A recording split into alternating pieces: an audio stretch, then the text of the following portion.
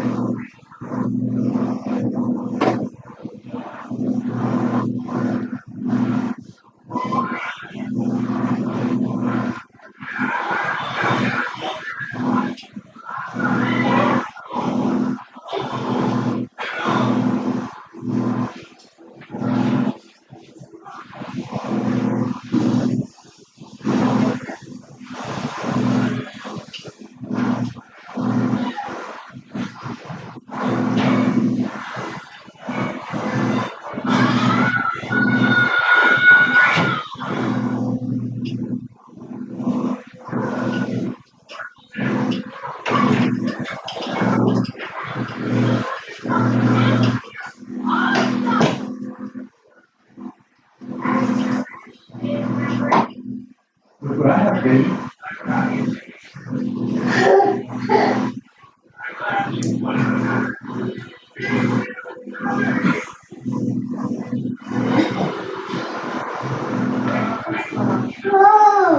Food. Yeah. Food.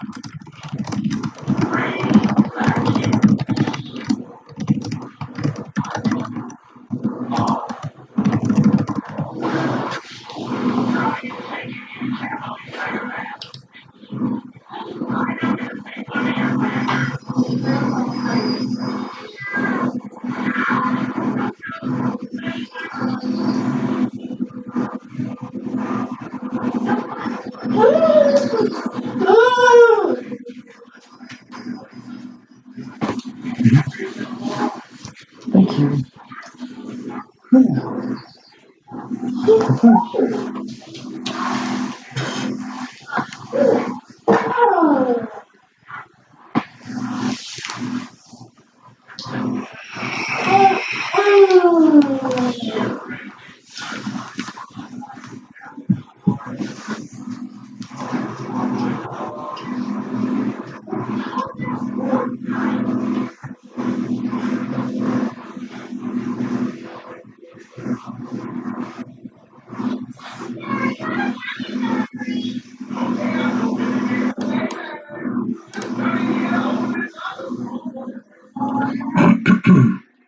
Okay, can you guys hear me?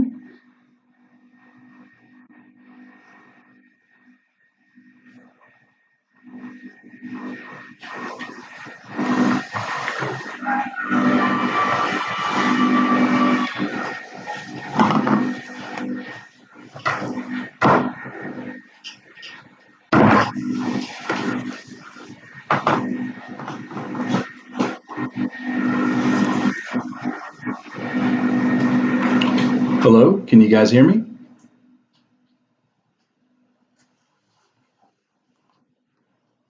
All right, great. Well, let's go ahead and get started.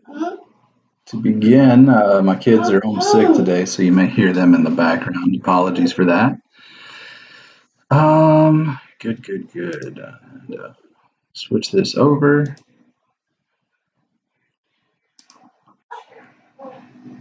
Okay, can you guys see the presentation now?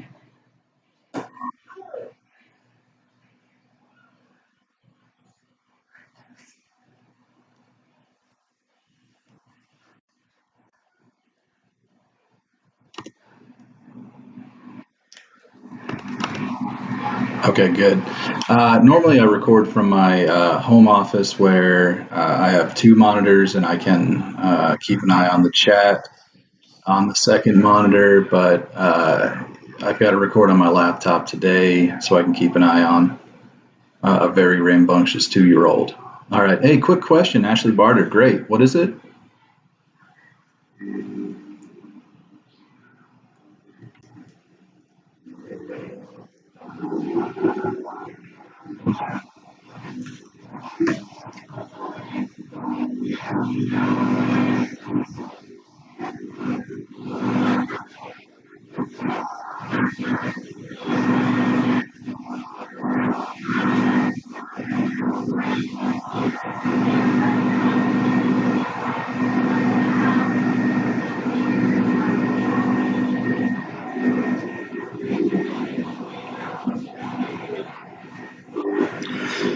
Keep in mind there's about a 30 to 45-second delay between when I say something and when you guys hear it. While I'm waiting, can I go ahead and ask you guys, is the audio just off the charts for you? Because I'm looking at this mixer level and it looks like it's constantly high, but over here in reality, it's pretty quiet.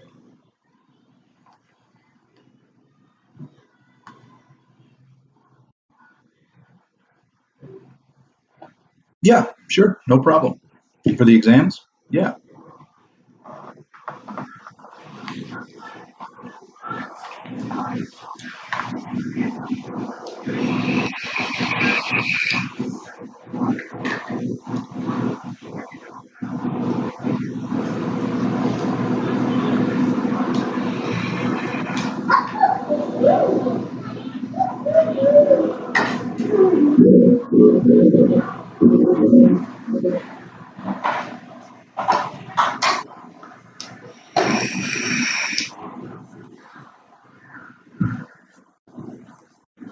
All right, great. So let's go ahead and jump in and then I'll switch back to the chat a little bit later to check up on questions. If you have any, just go ahead and type them and we'll check back with you. All right, so we left off on slide 30 last time, talking about the hypothalamic releasing hormones, and then those hypothalamic releasing hormones cause the anterior pituitary to release certain hormones. So we finished up there last time. We're about halfway through. And so here's some of the anterior pituitary hormones that we talked about. Growth hormone, okay? Growth hormone, as you would expect, causes you to grow.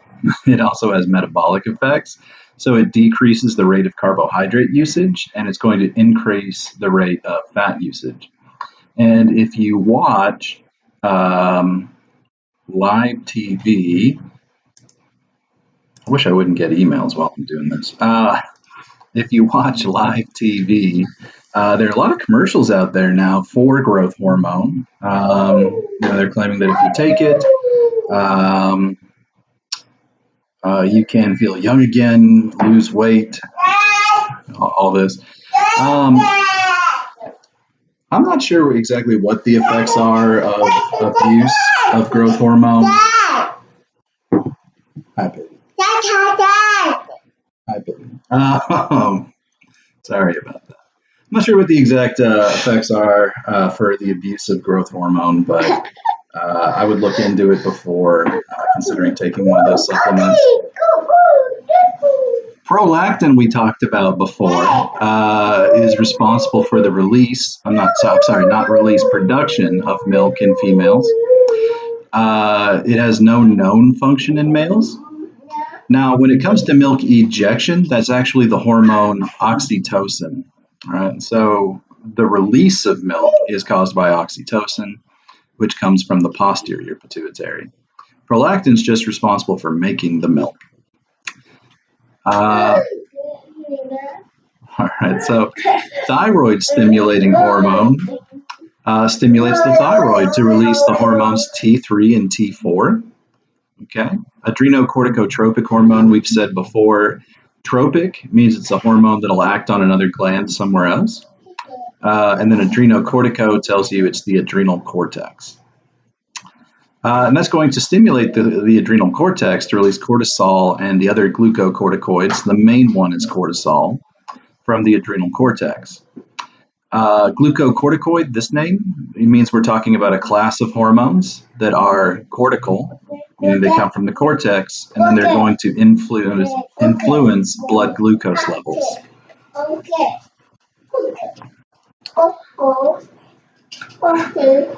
All right. Follicle stimulating hormone is going to stimulate follicles in the female ovum. That's single ovary. And it'll stimulate those follicles to develop until one is large enough to rupture and release an egg. Did I say ovum was single for ovary? That's not true at all. I'm sorry. I'm a little out of it this morning. Ovum means egg, actually. All right, so the last one is luteinizing hormone. Luteinizing hormone stimulates the stimulates the follicle to produce estradiol. In the female, in the male, it stimulates the Leydig cells to produce testosterone. Follicle stimulating hormone in the male will stimulate the Sertoli cells to begin the production of sperm cells.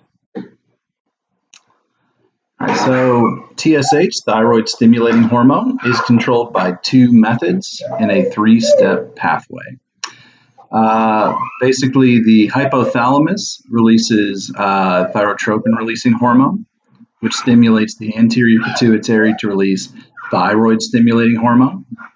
And then thyroid stimulating hormone travels through the bloodstream to the thyroid gland, where it stimulates the thyroid gland to release the thyroid hormones, T3 and T4. All right, and then T3 and T4 circulate through the bloodstream, and they're going to shut off the release of TRH and the release of TSH at the hypothalamus and the anterior pituitary, respectively. Now, of course, that's not their only job. Their main job is to travel to the cells of the body, the target cells, those that have receptors for thyroid hormone, and then act on them to alter their metabolic activity.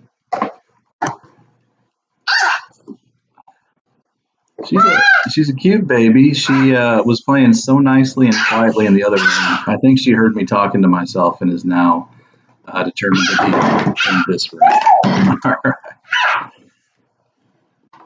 Pat, yes, baby. Pat. All right. So growth hormone issues. We have hypopituitary dwarfism. So as you might guess from the name, this is caused by hypo or lower secretion from the pituitary. Okay. And that's going to result in dwarfism. It's caused by a deficiency of growth hormone during childhood. People with hypopituitary dwarfism, and there are other types of dwarfism, but for this type, they will have short stature, have body proportions, and mental development that are normal. Treatment must start before bones completely ossify. That is, if you want to help someone grow to full height, you have to identify it during childhood and provide them with growth hormone so that they can continue to grow until the epiphyseal plates ossify. Once they ossify, there's no more growth, remember? Gigantism. This is caused by an over-secretion or hyper-secretion of growth hormone during childhood. And people with gigantism may reach a height of over 8 feet, and they will probably have other metabolic problems. It's often caused by a pituitary tumor pressing on the pituitary gland, causing it to secrete constantly. And then lastly, we have acromegaly, which is similar to gigantism in that it's caused by an over or hyper secretion of growth hormone during childhood, but after epiphyseal plate ossification. And so if you continue to secrete growth hormone after epiphyseal plate ossification, you won't grow any taller. That can't be done. The plates have ossified, but you will continue to grow bone around the bones that are already existing. And so they will thicken. You'll see also an enlargement of the tongue, nose, hands, feet, jaw, heart, and thyroid. So here we have some pictures. This is what pituitary dwarfism looks like. He has relatively normal body proportions. Now, most people, their fingertips reach about mid-thigh. This guy's arm's a little bent. Doesn't look like he'd quite reach mid-thigh, but that's not totally abnormal. Gigantism over here, you can see this tall gentleman actually standing next to his own father, right there. And then acromegaly over here, you can see there's been an enlargement of the bones. He has an enlarged frontal bone as well as the zygomatic bone. The zygomatic bone and his mandible as well are all enlarged. He won't grow any taller, but the bones that are ossified will continue to grow in size and diameter. All right, so the posterior pituitary only releases 2 hormones, and it does so when it's stimulated by the nervous system. It does so when it's stimulated by the hypothalamus. Again, it doesn't produce these hormones. The hypothalamus produces them and then stores them in the posterior pituitary until it's time to release them. So the first one is ADH, antidiuretic hormone, also known as vasopressin. All right. And so it's known as antidiuretic hormone because the name here means it's an antidiuretic. A diuretic is something that helps you produce urine and urinate. And an antidiuretic will stop that process or try to reverse it. All right. And so antidiuretic hormone actually acts by taking some of the fluid, some of the water that we filtered out that would otherwise become urine, and then it pulls water out of that and brings it back into the body. Vasopressin, the other name, implies part of its job, and that's actually to increase blood pressure. By drawing water back into the bloodstream, we're going to increase the volume of the blood, and that will increase the blood pressure. All right, oxytocin. Oxytocin we've talked about a couple times. It causes muscle contraction in the smooth muscle of the uterine wall during childbirth. It's also responsible for milk ejection during lactation. There's some myoepithelium, that's muscle-like epithelial cells that surround the lobes of the mammary gland, and oxytocin causes them to contract and squeeze and push out the milk. Oxytocin, again, has no known function in males, although many people also call oxytocin, what do they call it? The bonding hormone, something like that.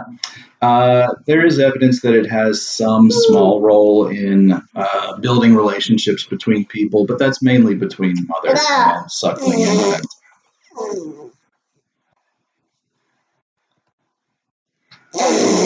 Here's a summary of those hormones. Moving on, we have the thyroid gland. We're out of the hypothalamic pituitary axis. All right, the thyroid gland has two lateral lobes, which you can see here, okay, and here. And they're connected by a narrow isthmus here. It's got kind of a butterfly shape. This is, by the way, an anterior view, so a view from the front. This would be what you call the Adam's apple up here, so right below that.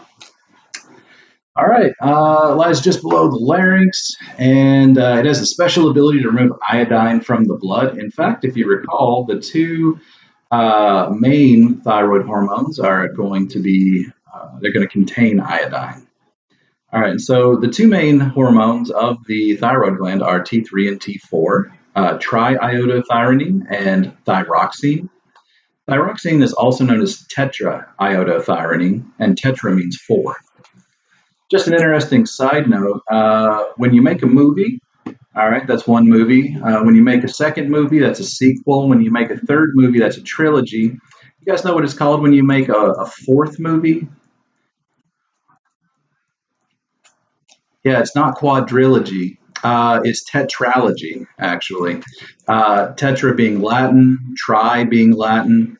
You got to stick with the same language as you go up in numbers, so it would be tetralogy. Quad is Greek. So you can stump your friends with that at bar trivia or something. All right. The other thyroid hormone is calcitonin, and that's produced by the extrafollicular cells. So if we look over here, the thyroid gland is made up of these round structures called follicles. And the cells that line the follicle are follicular cells. And the cells that don't line it are extrafollicular cells. Extra means more or less above or outside, right? So these are the cells outside the follicle.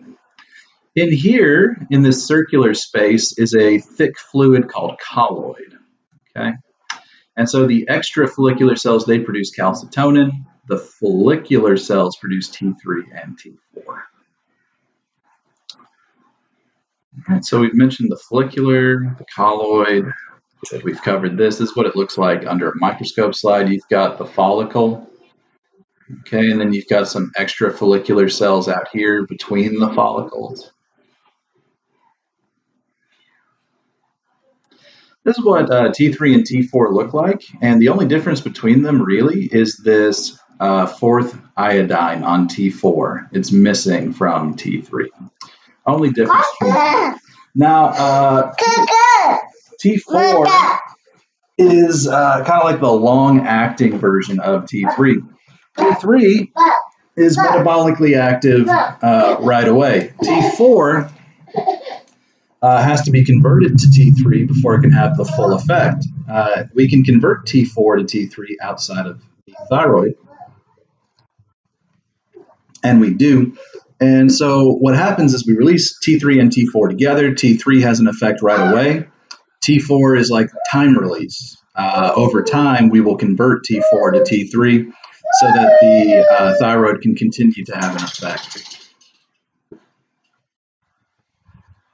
Yeah. T4 and T3. T3 can actually be even further broken down to T2, which is basically the same molecule with two iodines. They sell that as a supplement, and it has some ability to stimulate thyroid hormone receptors.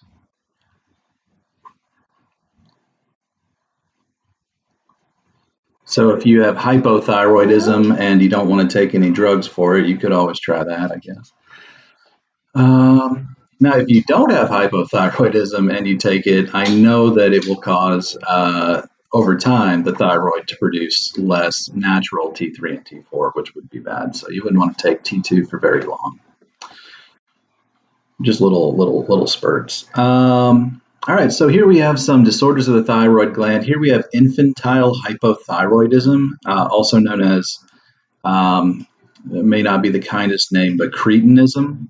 It's where the insult cretin comes from. And this baby, as you can see, has an enlarged tongue and a smaller than average brain space, as well as some facial changes. Over here, we have Graves' disease, which is a form of hyperthyroidism. One of the characteristics of Graves' disease are these bulging eyes. And then over here, we have a simple goiter. This person has an enlarged thyroid, and it's enlarged because she has no iodine in the soil where she lives. She's eating vegetables and animals that ate plants that grew on land that lacked iodine. When we lack iodine, we can't make the hormones T3 and T4. So if we go back up to this loop we saw a minute ago, okay, you produce T3 and T4 when TSH stimulates the thyroid gland. You release those, they come up and they shut off the release of TRH and TSH. But if you don't have iodine, you can't make T3 and T4. So TSH gets here, stimulates the thyroid, nothing gets released. The hypothalamus and the pituitary say, well, thyroid hormone levels are still low. I guess we'll tell it to keep making more. And so they send more TSH down to the thyroid. Stimulates the thyroid, but nothing gets released because, again, there's still no iodine. And so now what we have here is a positive feedback loop where TSH just keeps getting released over and over and over, and it keeps stimulating the thyroid, but nothing can be released. So the thyroid takes on water and swells until it looks like this.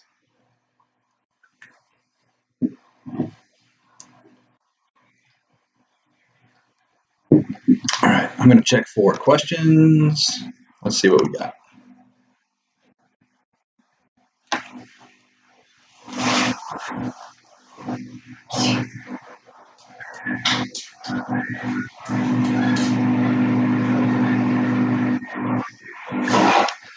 Does luteinizing hormone allow you to get pregnant? Well,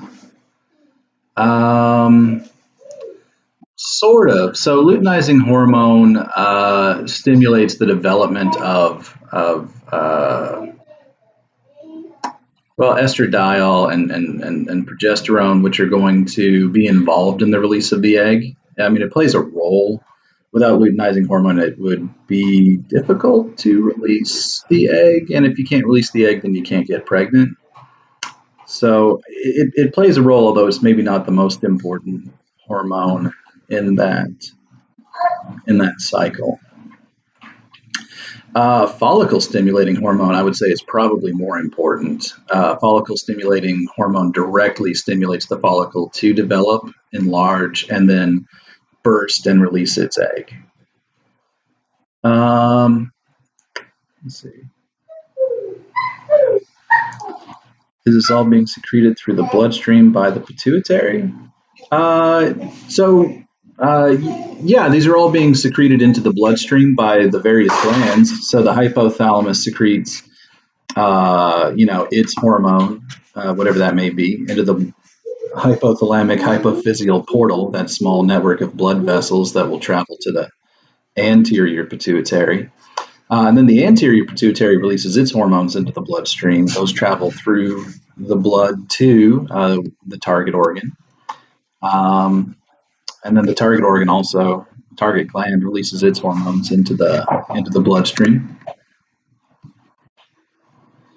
More on calcitonin. Okay, so calcitonin is released when blood calcium levels are high, and it causes us to store calcium in bone.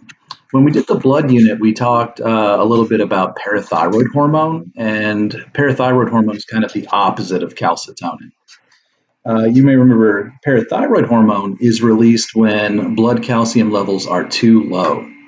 And we'll actually talk about parathyroid hormone in a minute, but It's released by the parathyroid gland, which detects low blood calcium levels, then releases parathyroid hormone. That then travels through the blood to the bone, where it stimulates osteoclasts to start dissolving bone and release calcium into the bloodstream. Because we can actually use bone as a reservoir for calcium. We can store it there, and then we can release it from there. So the osteoclasts, they dissolve that bone, they release the calcium into the bloodstream.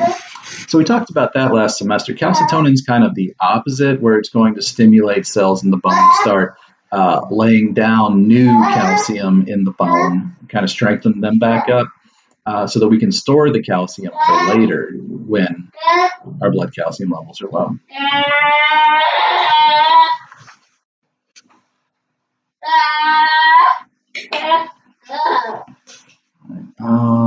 Good. Calcitonin.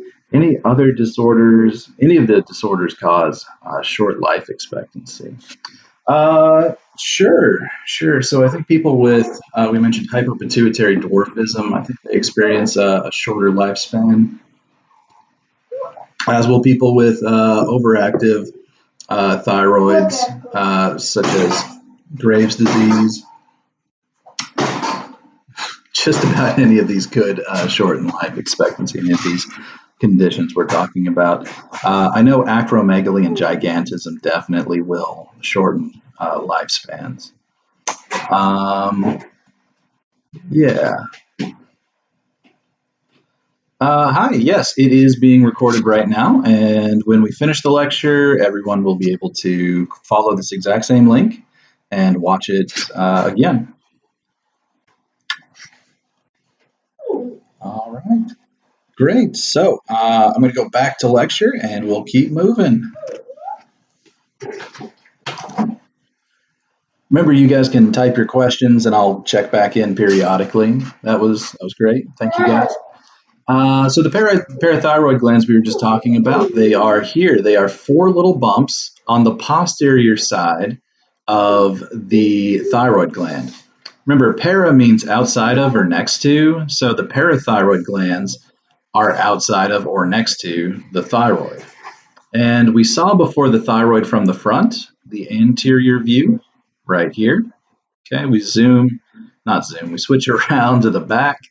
This is what the back side looks like, and here are your 4 bumps. Those are the parathyroid glands.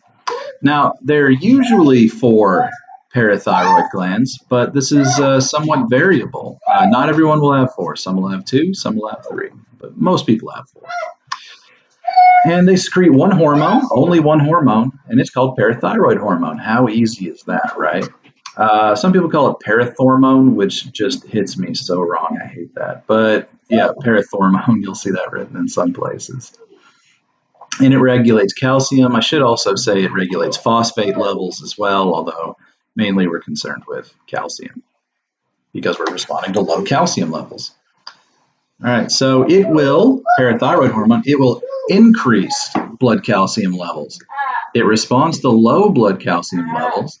The parathyroid responds to low blood calcium levels to release parathyroid hormone, which in turn will raise blood calcium levels. It's also going to decrease the level of phosphate in the blood. And it exerts these effects on bones, kidneys, and the intestines. It can also indirectly stimulate the absorption of calcium because it stimulates the production of vitamin D, right? So vitamin D is responsible for absorption of calcium in the gut. Vitamin D helps us absorb calcium in the gut. That's why it's added to milk, is to help you absorb that calcium in the milk. All right, so anyway, parathyroid hormone can also indirectly increase blood calcium levels by producing vitamin D. Good. So moving on, parathyroid hormone, I believe we've talked about it, but low blood calcium levels cause the release of parathyroid hormone. Parathyroid hormone acts in the bones to stimulate osteoclasts to dissolve the bone and release calcium. Also causes the kidneys to conserve calcium, keep us from urinating that calcium out. Also causes the kidneys to activate vitamin D. Activating vitamin D is a two-step process. One step occurs in the skin and the other step occurs in the kidneys. All right, we then have active vitamin D, which acts on the intestines to increase calcium absorption. All of these things will raise blood calcium levels. Once blood calcium levels increase, that's going to shut off secretion of parathyroid hormone. All right, so moving on, we have the adrenal glands or suprarenal glands, the glands above the kidneys. All right, and they have two parts, the adrenal cortex and the adrenal medulla. And the interesting thing about the adrenal glands is that in the embryo, in the fetus, they're actually two separate glands that fuse together. And so that's why we get one gland with two very different parts. Okay, the cortex and the medulla. All right, so here is the cortex, the outer region.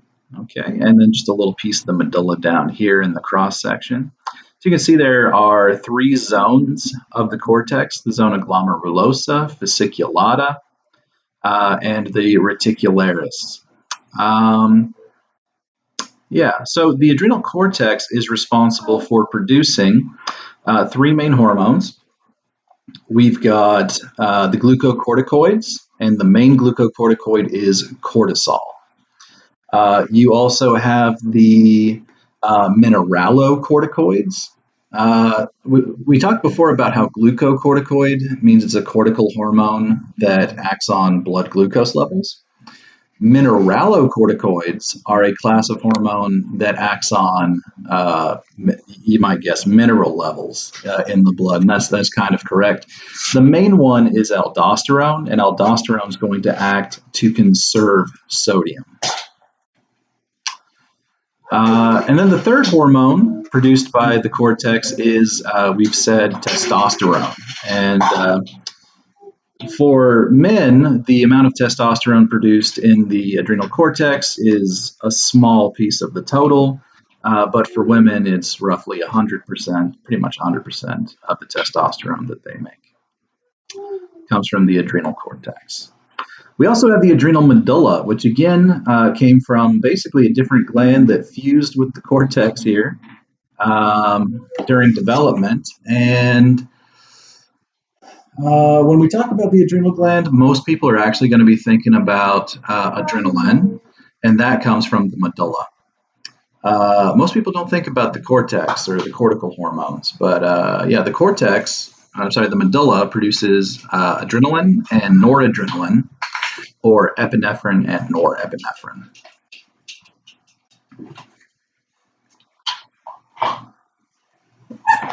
All right, so the majority of the hormones secreted by the medulla is going to be epinephrine. About 80% of the hormone secreted is epinephrine. About 20% of it is norepinephrine. You guys have undoubtedly heard of EpiPens, epinephrine pens, and what those do, they're basically pure adrenaline, and what they'll do is they will activate all the same things that the sympathetic system of sympathetic division of the autonomic nervous system will. And that's going to increase the diameter of your airways, increase the diameter of your blood vessels, of course, increase the heart rate. We take it for the treatment of anaphylactic shock. Anaphylactic shock causes the closure of airways and the inability to breathe. Epinephrine pens counteract that by dilating the airways.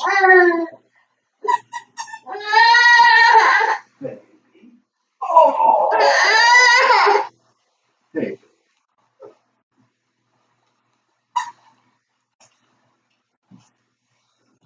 Oh. Mm-hmm. Yeah. No. All right, where were we? The adrenal cortex, we mentioned, has those three hormones. And there is a mnemonic to help remember that, and it's steroid cat. First of all, picture a cat on steroids, just real muscular, lifting weights. All right. The hormones produced by the adrenal cortex are steroids, all of them. And CAT is the acronym. C for cortisol, A for aldosterone, and T for testosterone. Okay. If you think that's dumb, you don't have to use it. But if it helps, go ahead. And I thought it was dumb when I saw it, but it does help. All right. Next up, we have the renin-angiotensin system, which helps maintain blood pressure. And the product of this system is angiotensin 2, which is going to increase blood pressure. And it also promotes the secretion of aldosterone. If you remember aldosterone, we mentioned a little bit ago, aldosterone acts on the kidneys to conserve sodium. Well, you remember how osmosis works, right? Wherever the most sodium is, that's where the water goes. So if you're pulling sodium back into the body, you're going to pull water back into the body. And if you pull water back into the bloodstream, that's going to increase the blood volume and increase the blood pressure.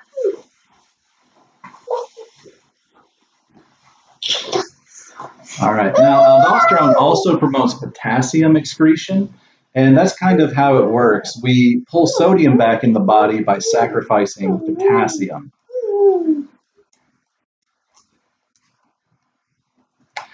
All right. Cortisol secretion works in a three-step pathway, very similar to what we saw before, where corticotropin-releasing hormone acts on the anterior pituitary. The anterior pituitary releases adrenocorticotropic hormone, and then adrenocorticotropic hormone is going to act on the adrenal cortex to cause the release of cortisol. And then rising cortisol levels will shut off the release of CRH and ACTH. Cortisol then goes through the body to exert its effects on the target cells. It's going to inhibit protein synthesis. It's going to promote fatty acid release, help break down fat, and then stimulate glucose formation. We're going to turn some of our protein into glucose through a process called gluconeogenesis. All right, so two disorders of the adrenal cortex are Addison's disease and Cushing's syndrome. Addison's disease is due to an insufficient secretion from the adrenal cortex. And if we're not secreting enough from the adrenal cortex, we're not going to have enough glucocorticoids or mineralocorticoids secreted. And that's going to result in imbalances in electrolytes, such as sodium and potassium, as well as glucose imbalances, dehydration, as we excrete more water than we probably should. Remember, pulling these minerals back into the bloodstream helps pull water out of the urine. And then low blood pressure as we are dehydrated, low blood volume, fatigue, nausea, and increased skin pigmentation.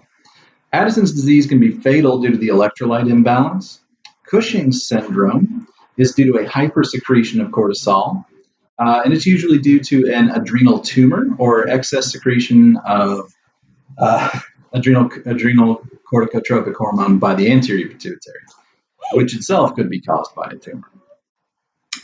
All right, now this results in muscle wasting. So cortisol is going to inhibit protein synthesis. And if cortisol inhibits protein synthesis, muscle will not be able to repair itself or grow. We'll see a loss of, she's got the keyboard. We'll see a loss of bone, as well as elevated blood glucose and sodium retention. We will produce too much new blood glucose. We will conserve too much glucose, whereas otherwise we should probably use it for an energy source. Water retention is going to cause puffy skin, and then we'll see an abnormal deposition of fat in the back and face. All right.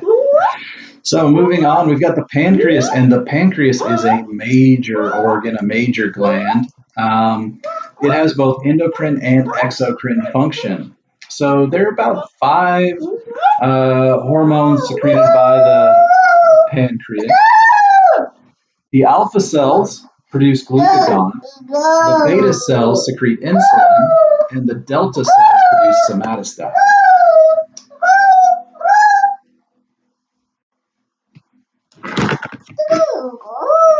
Hold on just a second. I think her TV stopped playing.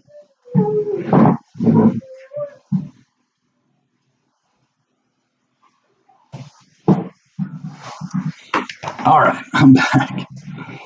Sorry about all the distractions and disruptions. So moving on, the pancreas.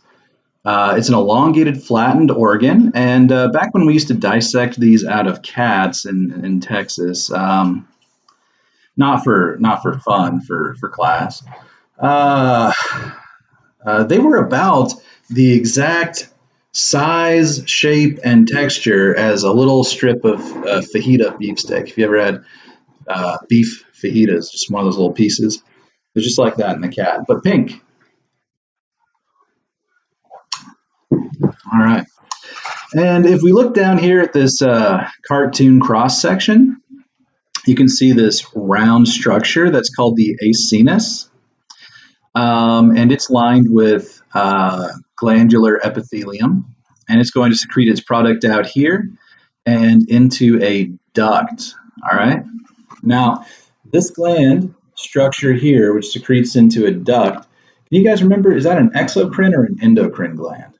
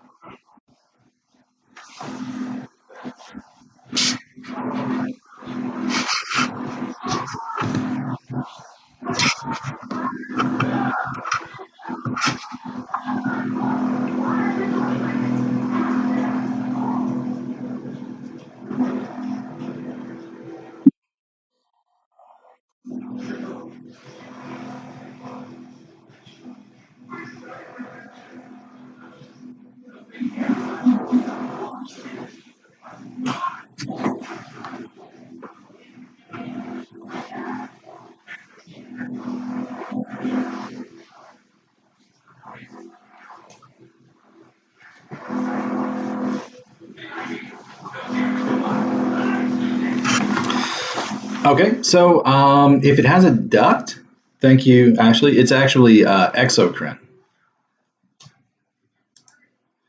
So if it secretes into a duct, it is exocrine. If it secretes directly into the bloodstream, then it's endocrine. All right. And we'll go back to looking at that picture in a minute. Let's go ahead and answer some questions here. For the structure of adrenal glands, is that a layout of the cells and layers? Okay, so I think what you were talking about was the cross section of the gland. That was a cross section of the gland, mainly of the adrenal cortex, and it showed the three layers of the adrenal cortex. Are they important to remember in order? No, not really. Not for our purposes. If you have high blood pressure, would your renin angiotensin system not be working properly? Well, actually, yeah, that's one of the things that can cause high blood pressure, and they have a medication for that. I was actually going to talk about it. I think we have slides. Do we have slides? No, we don't have slides on it. Okay. Let me go back, see if there was one here. Okay. And so with the renin angiotensin system, basically renin is an enzyme produced by the kidney, which is going to act on a protein called angiotensinogen. By the way, anytime you see a protein name that ends in ogen, that means it's an inactive version of another protein. So angiotensinogen is inactive. Renin cleaves it or cuts it, and it becomes the active angiotensin 1. Angiotensin 1 travels through the bloodstream. In the lungs, there's an hormone, not a hormone, there's an enzyme called angiotensin converting enzyme, or ACE. And ACE will cut angiotensin 1 to turn it into angiotensin 2. And then angiotensin 2 has all of the effects where we increase the blood pressure and produce aldosterone. Now, you may have heard of a class of drugs called ACE inhibitors. And ACE inhibitors are going to inhibit angiotensin converting enzyme. All right. So if you have high blood pressure, that's one of the things that they can give you for that is angiotensin converting enzyme, which is going to block the production of angiotensin 2 and lower your blood pressure that way. And then it's also going to block the release of aldosterone, which aldosterone normally raises your blood pressure. By blocking its release, then we can lower the blood pressure that way as well. Now, aldosterone, remember, it acts by conserving sodium, pulling sodium out of the urine back into the body. And what that means is that you're going to have low sodium in your blood, low sodium blood levels if you take an ACE inhibitor. So that's one thing to look out for. So coming back to the pancreas, we have the duct here and the acinus. Okay, that's going to be the exocrine portion. We have here these little islands of cells, and we call those islets or pancreatic islets. You may also see islet of Langerhans. All right. And in the islet of Langerhans, we have a variety of cell types, the alpha, the beta, the delta cells. All right. And so the majority of the pancreas's function is going to be exocrine. About 85% of its function is exocrine. About 15% of its function is endocrine. All right. But that 15% is very important because the beta cells produce insulin and the alpha cells produce glucagon. All right. Now, somatostatin helps stabilize the metabolism by inhibiting the release of insulin and glucagon. All right. Insulin and glucagon both cause like spikes and valleys in the blood glucose levels. Somatostatin helps stabilize it by inhibiting their release. Insulin is released when blood glucose levels are high. Basically, most cells of the body have a hard time taking in glucose. They have to have special transporters inserted into their membrane to do it. So when insulin binds to an insulin receptor on a cell, that's going to cause glucose transporters to get inserted in the cell membrane. And if we insert glucose transporters in the cell membrane, then we can bring glucose into the cell. The cell can break that glucose down for energy, and the cell's happy. And then we can also, by moving glucose from the blood to the cells, lower our blood glucose levels. High blood glucose levels cause high blood pressure and a number of other issues. Over time, it can lead to retinal damage and damage to your eyesight. So it's important to get the blood sugar levels down. It can also cause vascular damage in all sorts of organs. Glucagon. Glucagon is another hormone. It's released when blood sugar levels are too low. Our blood sugar's too low. We need to release some sugar. Your liver actually stores sugar in the form of glycogen. And when glucagon gets released, the liver will start to break down glycogen and release that sugar into the bloodstream. Now, there's another tissue that produces glycogen and stores glycogen, and that's skeletal muscle. But skeletal muscle will not share its glucose. When skeletal muscle breaks down glycogen, it's just for the muscle. It's not going to share with the rest of the body. The liver, it breaks its glycogen down and it shares with the rest of the body. All right, so in the last lecture, we spent some time talking about insulin and high and low blood sugar levels. But basically, Let's say blood sugar levels are too high. We're stimulated to release insulin. The beta cells release insulin. That insulin travels through the bloodstream, binds to receptors, causes um, transporters to get inserted into plasma membranes, and then we can pull that sugar out of the bloodstream and into the cells. All right, so we keep pulling sugar out of the bloodstream until eventually the blood sugar levels, the blood glucose levels, are too low. And when that happens, that's going to be detected by the alpha cells. And the alpha cells are going to release glucagon. Glucagon travels through the bloodstream, binds to its receptors, and it's going to cause the release, the breakdown of glycogen, and then the release of glucose from the liver. All right, bringing our blood sugar levels back up as the liver releases sugar into the blood. Diabetes mellitus. There's another form of diabetes called diabetes insipidus, which is symptomatically similar but functionally different. Diabetes mellitus is the one you usually think about when you talk about type 1, type 2 diabetes. It is a metabolic disease that results from a lack of insulin or an inability of cells to recognize insulin. Type 1 diabetes is an autoimmune condition where the immune system, for whatever reason, during childhood usually, decides that the beta cells of the pancreas are foreign, and it attacks them and destroys them, and the individual is left without any beta cells. And without any beta cells, you can't produce or release insulin. And so, until they figured out how to get insulin from other animals and then later produce it other ways,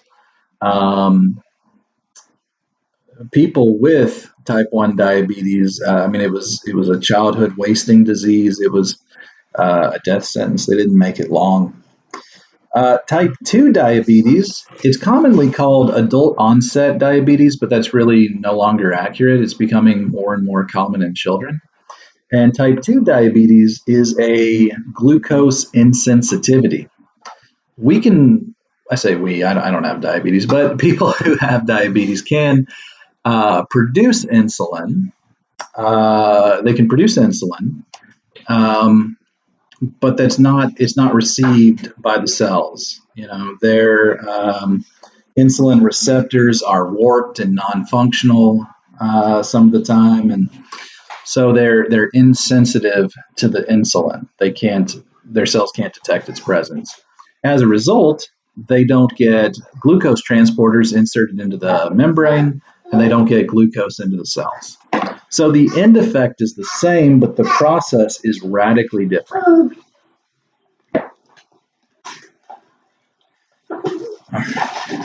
All right, so diabetes mellitus is going to cause elevated blood glucose as cells can't take up the glucose. This causes damage to the eyes. There's some mainly this causes damage to blood vessels, and there's some very small blood vessels in the eyes which become easily blocked. That's going to lead to the death of retinal cells. The heart also has some small blood vessels which become blocked and damaged by the excess glucose. And then the kidney as well. The kidney is full of tiny blood vessels and nerves too. All right, so this results in disturbances in the carbohydrate, protein, and fat metabolism. Insulin promotes glucose uptake by adipose and muscle cells, but in its absence, those cells won't be able to take up glucose. All right.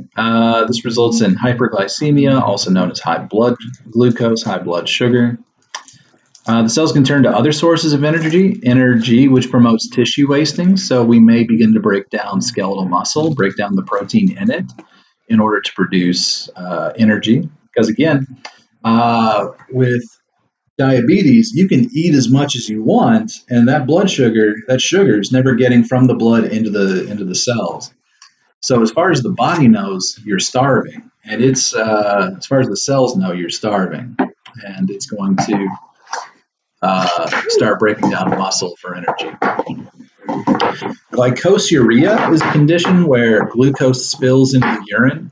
Now, in their normal circumstances, you in nature went to a lot of trouble. You walked miles to get an apple, and your body's going to hold on to all the sugar it can. Normally, your body will not let an ounce of sugar slip out in the urine. But people with diabetes have such high blood sugar that it literally spills over into the urine, and they can't reabsorb all of it and lose quite a bit through the urine. All right, we already talked about type 1 and type 2. Excuse me. But one thing I didn't mention is that type 1 is rare compared to type 2. Not really rare, but far less common. 5 to 10% of cases are type 1. 90 to 95% of cases are going to be type 2. All right, for treating diabetes mellitus, people with type 1 diabetes have to take insulin, just absolutely, because they can't produce any on their own. People with type 2 diabetes can produce insulin, and so we need to do something about the cells and their insulin receptors. We can go on a low carbohydrate, high protein diet so that the body is releasing less insulin. And if you remember from the nicotine discussion last semester, one of the reasons we need more and more nicotine over time is because nicotine binds to nicotine receptors and damages them. And then we're left with these warped receptors that mean we need more nicotine receptors to get stimulated in order to get the same response.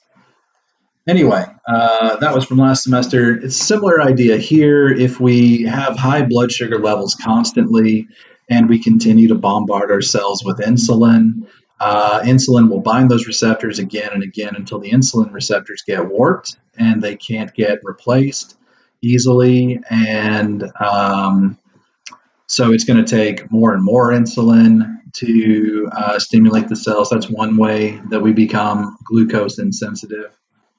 Insulin insensitive. Anyway, so to fix that, what do? You go on a low carbohydrate diet. Um, it can be high protein, but low carbohydrates the important part. All right, get regular exercise, and then gastric bypass surgery really won't treat diabetes mellitus, but it'll. One of the complications is cardiovascular disease. All right.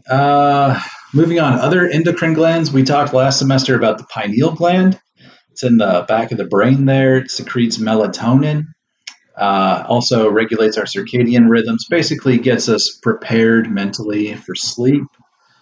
The thymus gland is located above the heart, and it secretes thymosin. It promotes the development of T lymphocytes. In fact, thymosin, those hormones, act locally to stimulate T lymphocytes. The T in T lymphocytes actually comes from thymus. They develop in the thymus.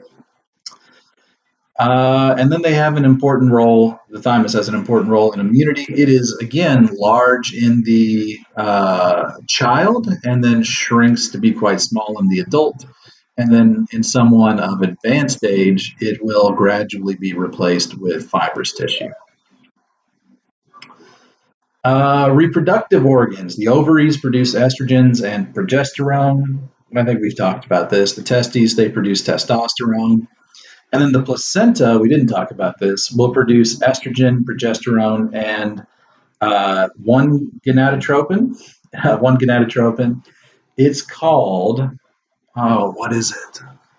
HCGH, human chorionic growth hormone. And that's actually the hormone that's detected in pregnancy tests. So if a placenta is developing, then it will release human chorionic growth hormone. No, human chorionic gonadotropin. That's it.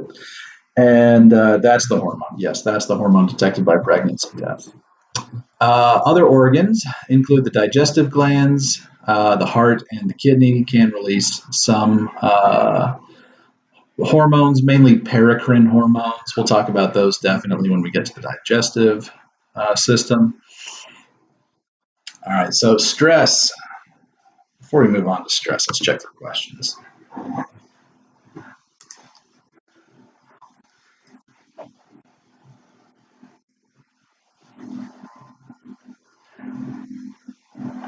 Ashley, the kidney question, was that the renin-angiotensin system question or kidney problems? Would it correlate with the thyroid glands related to something completely different? If you have kidney problems, would it correlate with the thyroid glands or would that be related to something completely different?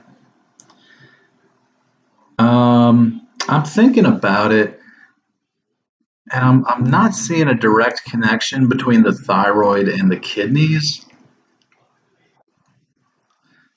I mean, the thyroid can have all kinds of effects on the body, though. Uh, it would probably be an indirect effect, though. I can't think of any direct effect that it has on the kidneys.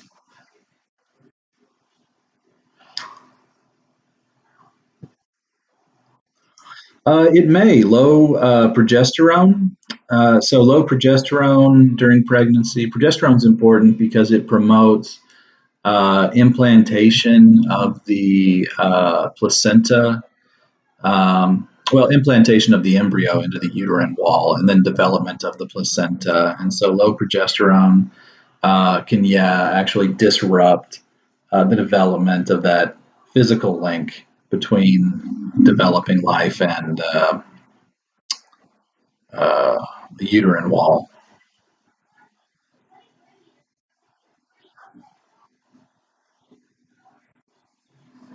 Yeah, that's a good question. Yeah, I'm not into reproductive medicine myself, but yeah, because progesterone is so important for implantation and then maintenance of the placenta, I would think you would probably need to take some form of progesterone. Mm, they can test that in your blood.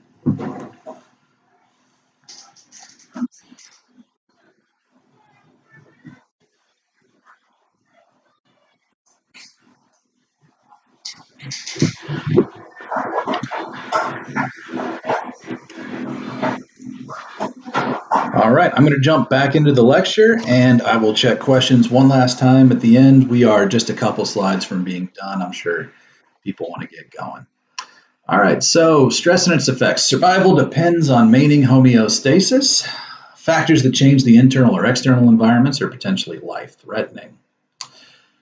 Certain potentially dangerous factors can trigger a loss of homeostasis. When sensory receptors detect changes, they send nerve impulses to the hypothalamus, which in turn activates sympathetic nervous responses and increases the secretion of, adrenal hormones. Factors capable of initiating this response are called stressors. Factors that can stress you out are called stressors. That's easy to remember. Stress is the condition produced in response to stressors. All right, so there are two types of stress, psychological and physical. So, psychological stress includes things like danger, a feeling of personal loss, anger, fear, or guilt. Physical stress is in response to temperature extremes, infection, injury, oxygen deficiency, trauma. Ah, psychological stress is drama, physical stress is trauma. I like that. The hypothalamus controls the response to stress through either general adaptation or general stress syndrome. There are two stages to general stress syndrome. The first is immediate, and it's a fight or flight response. The sympathetic impulses will increase your blood glucose, your heart rate, your breathing, the diameter of the air passageways. They'll shunt blood away from the skin and to the skeletal muscles so that your muscles can either fight or flight. And then epinephrine will be released from the adrenal medulla. It'll intensify and prolong these responses. The resistance stage is long term, and it's going to see increased cortisol, which spares glucose for the brain. Brain needs glucose. In fact, brain almost exclusively functions on glucose. And then glucagon and growth hormone will mobilize energy sources for other tissues and organs. ADH and renin will cause water retention in the stress.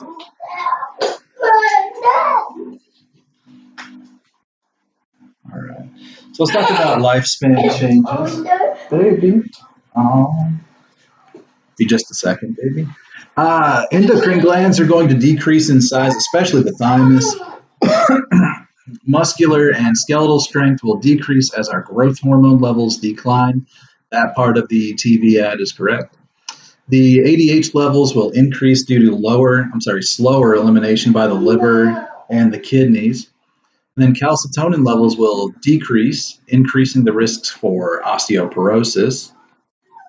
And then, of course, over time, parathyroid hormone is developed, stimulated the development of so many osteoclasts that they dissolve bone faster than we can rebuild it anyway. And then insulin resistance may develop over time. Changes in melatonin secretion will affect the body's clock. And then thymosin production will decline when we see the reduction of the thymus, and this results in the risk of infection. All right. So that's it for the lecture. Let's see. I'll give you guys a minute to type up some questions.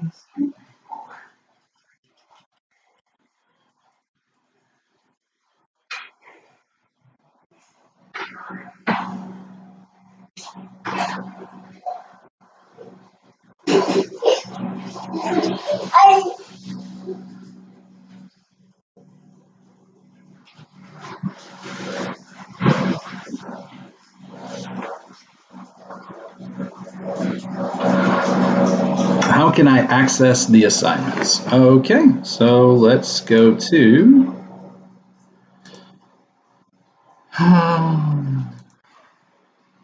Black. Let's go to my path. That's easier.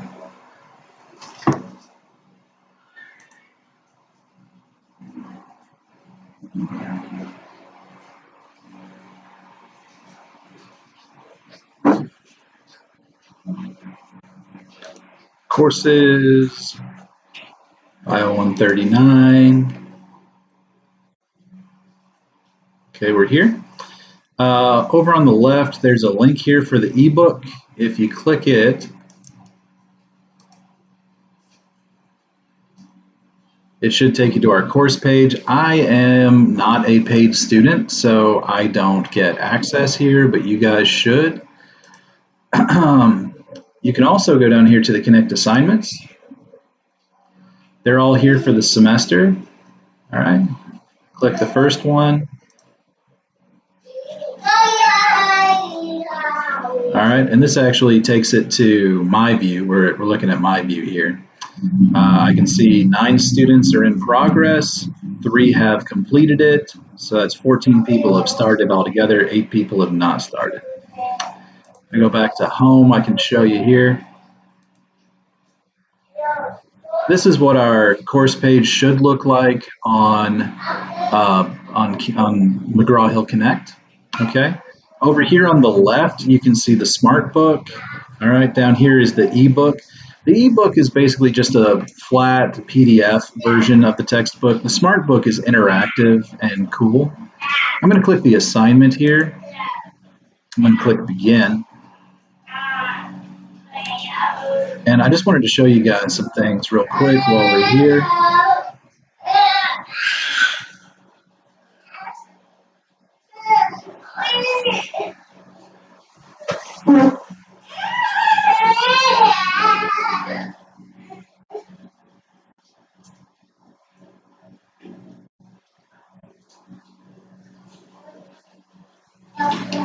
All right, so that's loaded up. In the assignment, it takes us straight into questions.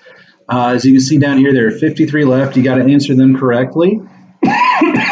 Incorrect questions don't count toward the total. And when you answer 53 questions correctly, you get 100%. You're done.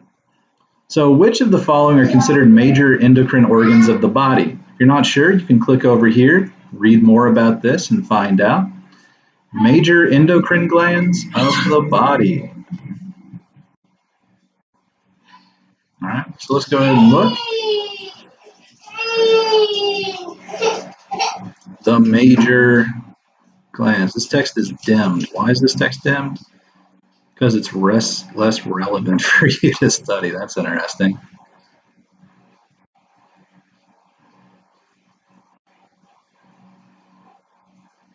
All right, so let's go back to our question. We can click right here. Let's go ahead and click holocrine gland. That is incorrect. I'm going to say I know it. All right, pineal and parathyroid were correct. And again, you can click over here. It'll take you to the section that you should have read to get the question right. Didn't count toward our total. We click OK. The pineal gland is a small cone-shaped structure attached to the posterior portion of the epithalamus. I know it. The answer is correct. I click OK. You see my total went down by one question. I now go over here. I click read. And I can just read the textbook as normal. All right, I scroll down. It's got links. I can jump to any area of the textbook I want to. Click next section to move on. All right, and so that's pretty much it for McGraw-Hill Connect. I'm going to switch back, see if we got any questions. Can't get to the questions. Can you get to the textbook? If you can get to the textbook, the ebook that is, let's go back. If you can get to the ebook, click down here where it says practice.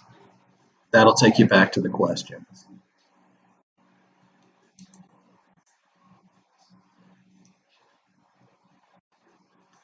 Will we do a lab lecture too, or just post lab materials? We'll just post lab materials. All of the homework for this is on LearnSmart. All of the lecture homework is on LearnSmart. Lab homework will be the materials we post. It'll just be some worksheets and things like that. You can't get to the questions. Can you send me some screenshots of what's going on? Just email them to me so I can see what you see, and then I can try and figure it out from there. Please, thank you. All right, do we have any other questions?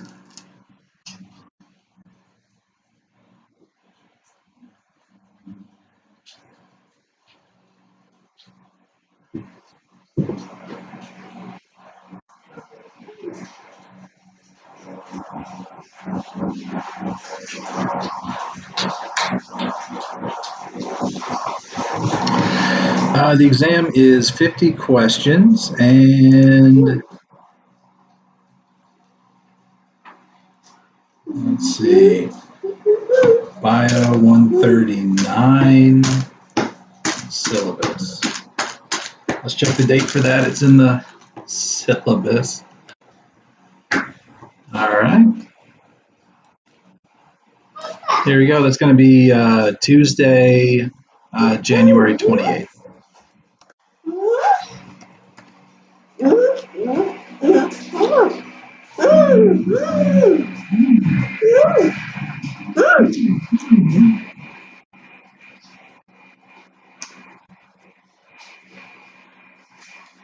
And as it stands right now, it's looking like the exam will be online. It'll probably be available through McGraw-Hill Connect.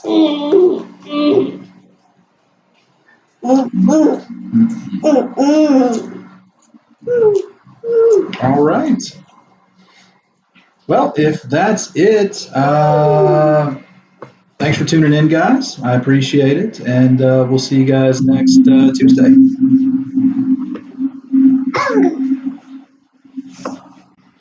Have a good weekend.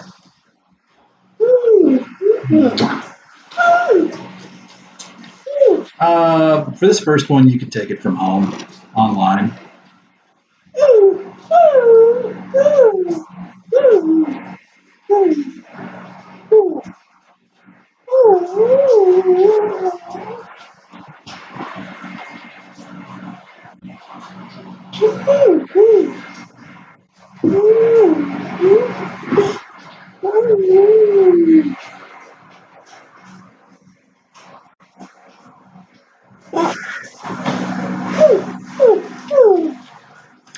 No problem. All right. Well, yeah, again, you guys have a good weekend, and we'll go ahead and end this.